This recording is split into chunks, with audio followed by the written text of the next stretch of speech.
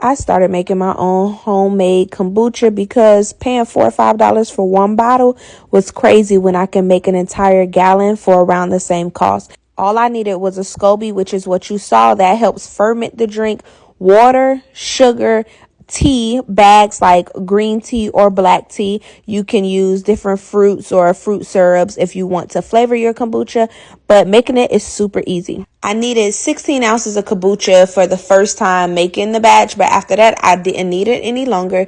I needed a jar, which I already have, and I needed bottles to bottle the kombucha in to store it, and I already had that, so why not make it?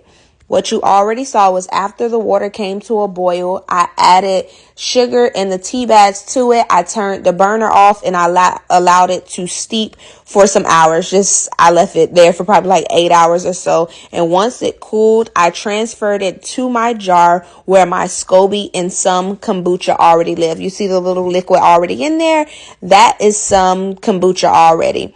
It's about 16 ounces. I then transferred that mixture of tea, water, and sugar to the kombucha jar. I then covered it with a breathable cloth and used rubber bands to secure it and let this sit on the counter for about 7 days. The 10 days is the longest I'll allow it to sit, but you can taste it. So starting at about day 4 or 5, you can taste it to see how strong you like your kombucha. If you like it a little more, what people say on the vinegary side or more acid, you leave it longer. And if you like it on the sweeter side, you don't let it sit as long. But 7 to 10 days is my perfect window. This is after some days. I had another SCOBY form. That's what you see at the top. And then I started bottling them. This is what I store my kombuchas in. I start to add the flavors afterwards. This is just me adding the teas to the bottles. You want to make sure the bottles are very secure bottles because they can bubble and burst and, break if you don't have the proper bottles. I used some produce from my garden. I had some golden raspberries, some blueberries that came from my garden, and then I had some mint that came from my garden that I used.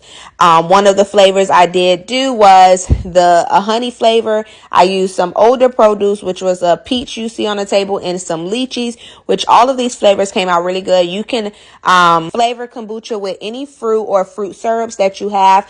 This is the second fermentation. So after that first batch where it brews and everything and sits, the second fermentation is with the fruit. And after I'm going to let these sit for about 5 to 6 days. They are going to get carbonated. After that, I store them in a fridge and then sit them out when I am ready to drink them so the carbonation can rise.